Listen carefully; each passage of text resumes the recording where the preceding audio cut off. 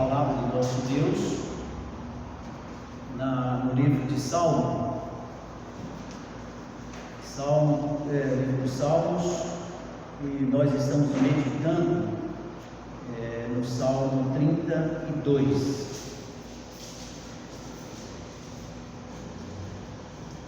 Nosso obrigado aí aos amigos que nos acompanham através do Facebook e irmãos também que estão juntamente conosco, cultuando ao nosso Deus.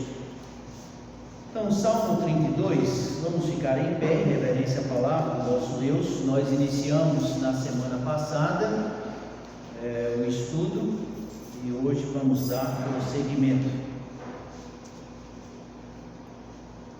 Nós vamos ler a partir do versículo 1 até o 11º para ficarmos situados aí em todo o contexto de Salmo 32. Diz assim a palavra do nosso Deus: Bem-aventurado aquele cuja transgressão é perdoada e cujo pecado é coberto. Bem-aventurado o homem a quem o Senhor não imputa maldade e em cujo espírito não há engano. Quando eu guardei silêncio, envelheceram os meus ossos pelo meu bramido em todo o dia, porque de dia e de noite a tua mão pesava sobre mim. O meu humor se tornou em sequidão de estio. Confessei-te o meu pecado e a minha maldade não encobri. Dizia eu: confessarei ao Senhor as minhas transgressões, e tu perdoaste a maldade do meu pecado. Por isso todo aquele que é santo orará a ti, a tempo de te poder achar. Até no transbordar de muitas águas, estas não lhe chegarão. Tu és o lugar em que me escondo. Tu me preservas da angústia. Tu me cinges de alegres cantos de livramento. Instruir-te-ei e ensinar-te-ei o caminho que deves seguir. Guiar-te-ei com os meus olhos. Não sejais como o cavalo, nem como a mula, que não tem entendimento, cuja boca precisa de cabresto e freio para que não se cheguem a ti. O ímpio tem muitas dores, mas aquele que confia no Senhor, a misericórdia o cercará. Alegrai-vos no Senhor e regozijai-vos, vós os justos, e cantai alegremente, todos vós que sois retos de coração. Que Deus assim abençoe e aplique sua palavra em nossos corações hoje à noite. Vamos orar ao nosso Deus. Pai querido excelso, nós te louvamos, ó Deus, pela primeira parte, os hinos do cântico que foram entoados para o louvor, a honra e a glorificação do teu santo nome. Agora, ó Pai, pedimos pela tua palavra que foi lida e ela possa falar aos nossos corações. Queremos também pedir por aqueles que estão impossibilitados de comparecer à tua igreja, aos cultos, que o Senhor também esteja abençoando, de maneira, ó Deus, que eles estejam também mediante a tua palavra, crescendo espiritualmente e glorificando o teu santo e excelso nome. Com certeza, ó Pai, sabemos que há negligências também e pedimos que o Senhor esteja despertando e de maneira que sintam a responsabilidade, sintam a alegria de poder louvar e exaltar o teu santo e excelso nome no culto presencial. Pois oramos, ó Deus, com gratidão ao Senhor e fazemos isto em nome de Jesus. Amém. Então podeis sentar, meus amados irmãos. Somente lembrando, na semana passada nós demos início ao estudo em Salmo 32 e nós vimos dois aspectos. Primeiro, a bênção do perdão de Deus, uma grande bênção, e aqui no versículo 1 ele chama de feliz, de bem-aventurado aquele cuja transgressão é perdoada. Segundo, nós vimos também que o pecado trouxe consequências na vida de Davi, né? Eu até citei o que o pecado fez na vida de Davi, está justamente nos versículos 3 e 4, e vimos que o pecado trouxe gravíssimas consequências para a vida do rei de Israel. Meus amados irmãos, é uma bênção sermos perdoados, mas é ruim quando nós pecamos e convivemos com o pecado. Seria muito bom, que quando erramos diante do nosso Deus, logo reconheçamos o nosso erro, logo acertamos a nossa vida diante do nosso Deus. E hoje nós queremos ver aqui sobre o arrependimento de Davi. Está no os versos 5 até o versículo 7. É bem salutar atentarmos que, como servos de Deus, não há como não errarmos. Estamos sujeitos ao pecado, estamos sujeitos ao erro. Então, pelo fato de termos Jesus como nosso Salvador, como nosso Senhor, isso não nos livra do pecado. Nós ainda somos pecadores. Mas a Bíblia diz, meus amados irmãos, que nós temos aí o canal da confissão. E foi isso que justamente aconteceu com Davi, quando ele se arrepende dos seus pecados.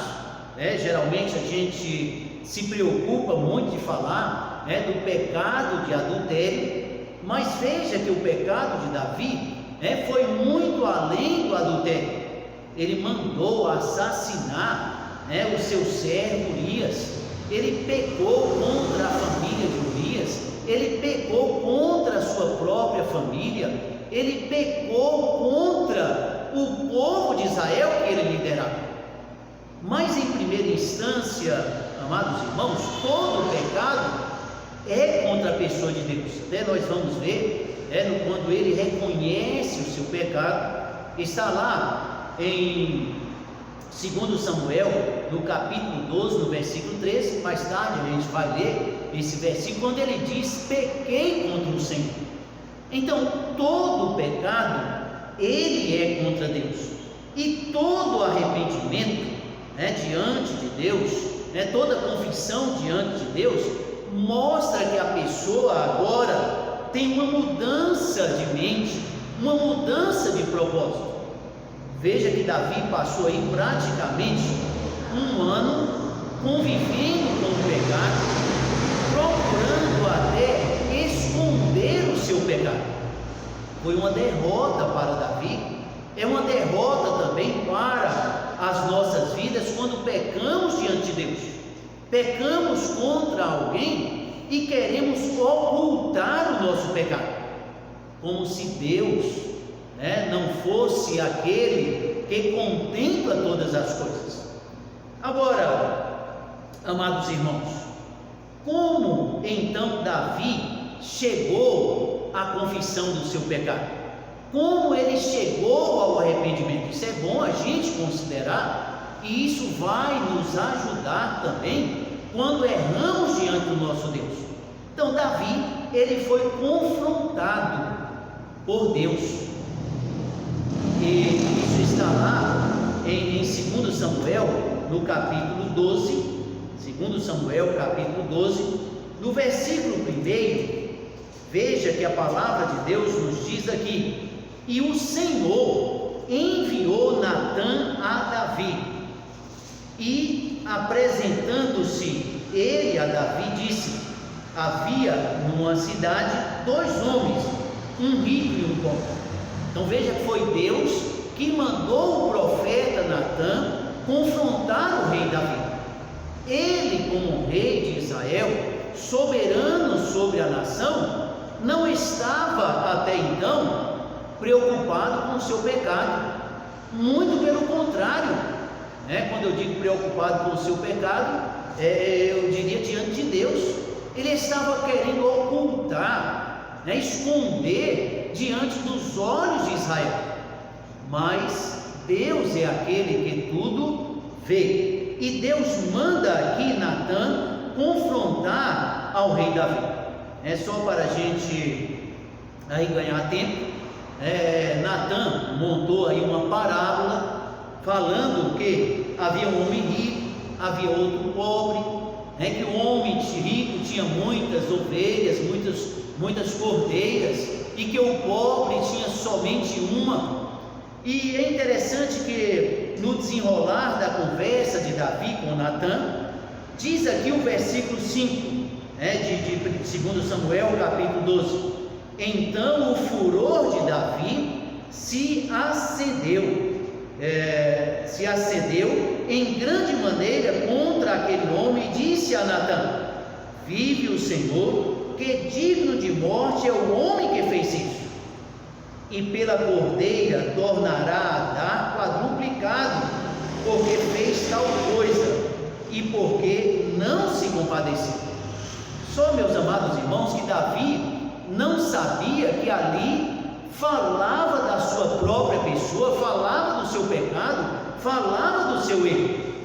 E aí, olha aqui a coragem do homem de Deus, e todo homem de Deus deve ser destemido contra o pecado. Ai de nós, se formos tímidos para combatermos o pecado, ou até mesmo denunciar o pecado. Olha o que Natã diz: então disse Natã a Davi, verso 7, tu és o homem. A autoridade de Deus aqui, pelo sacerdote, diante do rei Davi. E aí, meus amados irmãos, o confronto de Natã pergunta para Davi, verso 9: porque, pois, desprezaste a palavra do Senhor, fazendo o mal diante dos seus olhos? Como eu disse na semana passada, Davi conhecia muito bem os 10 mandamentos, e ele então passou por cima de alguns desses mandamentos. Nós vimos isso na semana passada. Então, quando nós pecamos, podemos até aprender aqui uma lição com este episódio. Quando nós pecamos, nós estamos desprezando a palavra do nosso Deus. Nós conhecemos a Bíblia, pelo menos aquilo, até pensando no novo convertido, pelo menos naquilo que é essencial, que Deus exige de nós. Por exemplo, qual o novo convertido que não sabe que ele precisa ter uma vida de perdão? Qual o novo convertido que não sabe que ele tem que ter uma vida de compromisso com Deus, de responsabilidade com a pessoa do seu Deus? Então, naquilo que é básico, todos conhecem, e geralmente quando pecamos, estamos desprezando a palavra do nosso Deus. E o que nos abençoa aqui, meus amados irmãos, foi a confissão de Davi.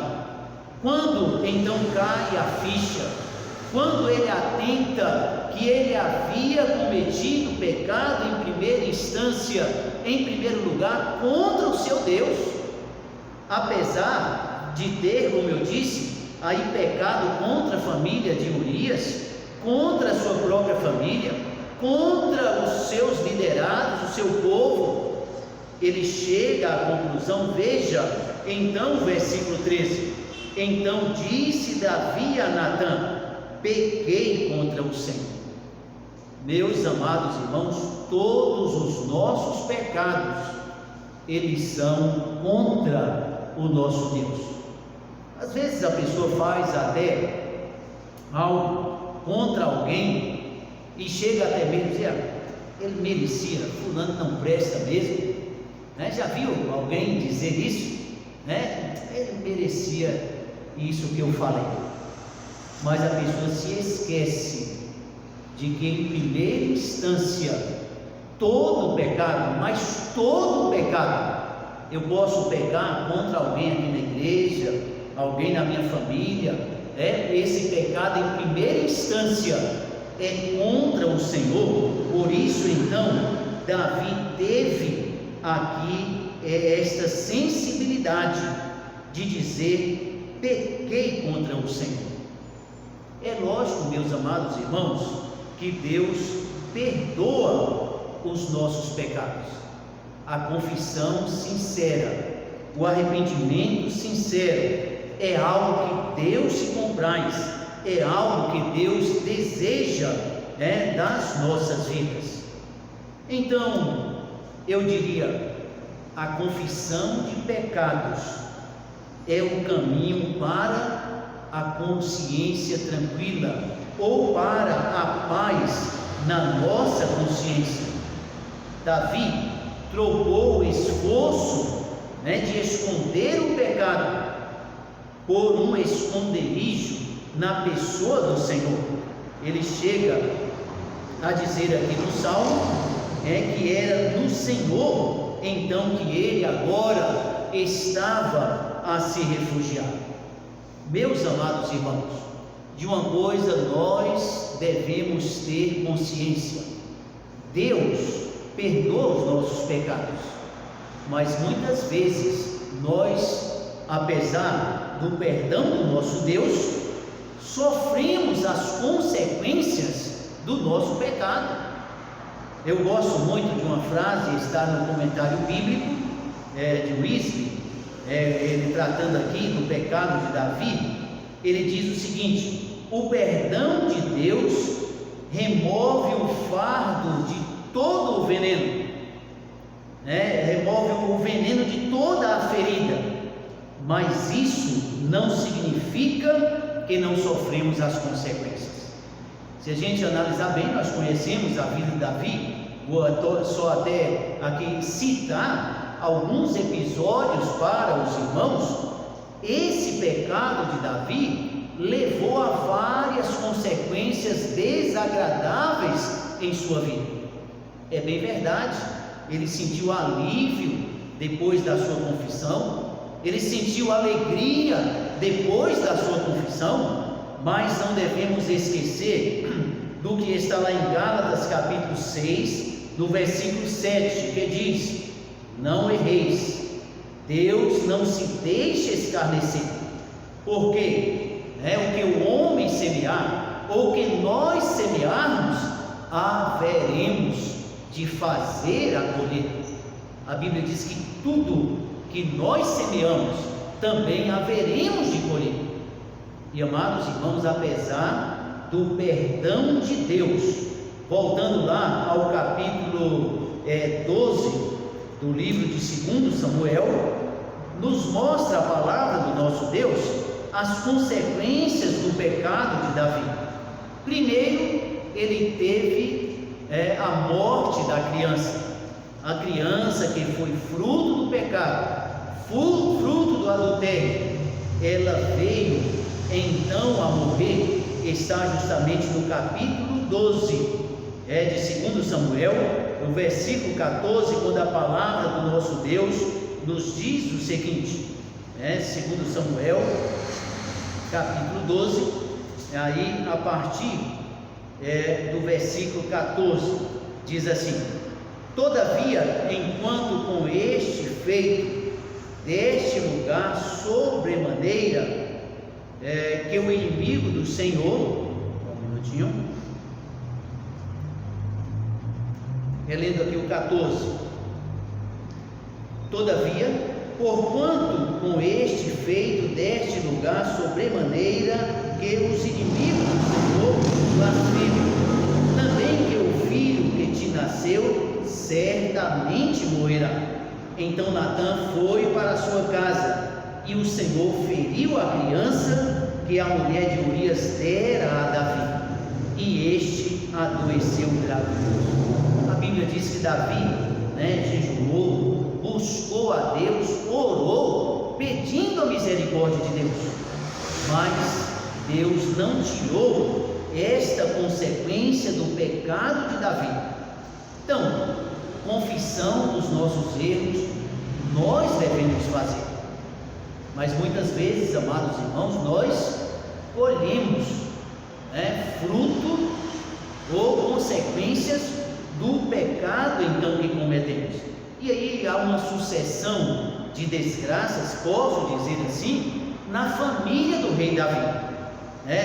Aminon estuprou sua própria irmã, está no capítulo 13.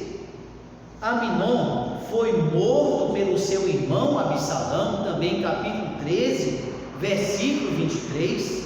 Absalão usurpou o trono do seu pai, capítulo 15, aqui de 2 Samuel. Absalão foi morto pelo exército de seu pai, o exército do rei Davi. O general de Davi, Joabe, tirou a vida do filho do rei, Absalão. Aí em 1 Reis, capítulo 1, versículo 5, Adonias tentou usurpar o reino que era de Salomão. Davi ainda vivo, ele se autoproclamou rei, tentando assim usurpação do reino. E a gente vê, meus amados irmãos, quantas consequências Davi sofreu por causa do seu pecado. Agora, nós sabemos que a confissão de pecados traz restauração. Quando nós pecamos, não devemos ficar acomodados ao pecado. Sim, devemos confessá-lo, e essa confissão traz restauração. Por isso, olha o que diz o versículo 6, no 5 ele diz: confessei o meu pecado e a minha maldade não encobri. Isso depois que ele fora confrontado. Aí no versículo 6: por isso todo aquele que é santo orará a ti a tempo de poder achar, até ao transbordar de muitas águas, estas não lhe chegarão. Davi mostrando que o caminho do arrependimento, aqui ele se dirige a Deus em oração, fazendo confissão pelos seus pecados e tendo assim a restauração da comunhão com Deus. Veja que no versículo 7 mostra que tu és o lugar em que me escondo. Antes escondendo o seu pecado, agora se refugiando no Senhor, se deleitando na pessoa do seu Deus. Tu me preservas da angústia. Meus amados irmãos, o pecado não torna ninguém mais feliz. O pecado pode até dar momentos de prazer à pessoa. Uma pessoa colérica, uma pessoa que facilmente ela destrata alguém, fala o que bem quer, o que bem entende, e sai até se vangloriando. Vamos pensar na vida de um cristão. Lógico que aqui o pecado de Davi envolveu assassinato, adultério e tantas coisas, mas tomando aqui somente um exemplo: alguém que não tem o controle do espírito, alguém que fala o que vem à mente, alguém que ofende as outras pessoas, e depois sai até pensando, comigo é assim. Se é crente mesmo, ele tem somente um momento ali de uma falsa alegria, mas, como eu disse, o pecado não torna ninguém mais feliz. Pode até dar minutos, segundos de prazer à carne, mas não vai dar felicidade a ninguém. Mas ele diz aqui, tu me preservas da angústia. Lembro dos irmãos de José, quando eles então lá no Egito, quando foram comprar mantimentos para Jacó, e lá eles então diante de José, sem saber que era o seu irmão governador do Egito, e eles então encabulados, e aí fazem a seguinte confissão: por causa disso nos vem essa angústia, ou me vem essa angústia, pois eu via na alma o sofrimento de José. Isso quando eles jogaram José dentro de uma cisterna. Eles tiveram ali um momento, né, de vanglória, mas a angústia então veio para o interior dos seus corações. E Davi diz aqui: tu me preservas da angústia, tu me cinges de alegres cantos de livramento. Olha o que o perdão de Deus faz em nossas vidas. Aí o prazer que o rei teve novamente de poder exaltar a pessoa do Senhor, louvar ao seu Senhor. Sabe, meus amados irmãos, eu tenho tido uma preocupação, e às vezes deve ser até motivo de oração. Muitos crentes perderam a alegria, de estarem na casa do Senhor. Hoje eu conversando com um irmão, não é aqui da igreja, ele disse o seguinte: eu estava imaginando, acho que é melhor acompanhar de casa mesmo, né? Tipo, é mais cômodo ficar em casa, né? Não despreende nada, né? Simplesmente eu ficaria então em casa.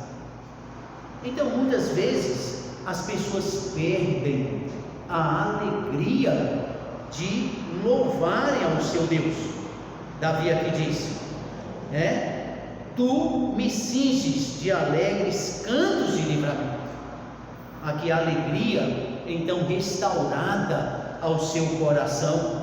É como na semana passada nós fizemos a leitura lá em Salmo 50, Salmo 51, quando ele diz aqui no versículo 12: torna a dar-me a alegria da tua salvação e sustém-me com o espírito voluntário. É triste quando muitos crentes perderam a alegria da salvação, não encontram mais motivos, alegria para estarem então na casa do Senhor, congregarmos juntos, cultuarmos a pessoa do nosso Deus. Seria bom, que pensássemos: será que é vantajoso para a vida espiritual? É lógico que como pastor eu diria não.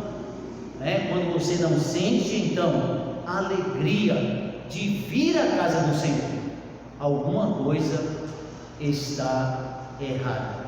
Mas aqui Davi então, livre da angústia do pecado, e ele então disse aqui: tu me cinges de alegres cantos de livramento. Que bênção, amados irmãos, é termos alegria para louvarmos ao nosso Deus, é termos essa devoção. Eu creio que o pecado impede a nossa devoção a Deus. O pecado tira a nossa alegria, de termos uma sincera devoção diante do nosso Deus. Mas Davi, depois de livre desse fato, a Bíblia diz que ele então passou a buscar a pessoa do seu Deus. Até se repararmos bem, lá em 2 Samuel, no capítulo 12, depois da sua experiência com Natã, em que ele diz: pequei contra o Senhor, que ele reconhece o seu pecado, depois ele se põe a buscar a Deus, a jejuar, a cultuar a pessoa do seu Senhor. O pecado, repito, impede a nossa sincera devoção diante de Deus. Na semana que vem, amados irmãos, na próxima semana, se assim Deus nos permitir, depois então que Davi faz a confissão do seu pecado, ele fala, e está aí nos versos 8 até o verso 11, sobre um andar digno diante da pessoa do Senhor. E se há algo que nós devemos desejar, é justamente um andar com dignidade diante do nosso Deus. Que é um andar digno diante de Deus? Um andar que esteja respaldado na palavra do nosso Deus. Eu termino então dizendo que bênção é quando também confessamos os nossos pecados. Pecado não é para o crente conviver com ele, mas sim fazer a confissão diante de Deus, se arrepender diante de Deus e abandoná-lo. Assim teremos motivos e mais motivos para uma vida de devoção diante do nosso Deus. Que Deus assim nos ajude, que Deus nos abençoe. Amém?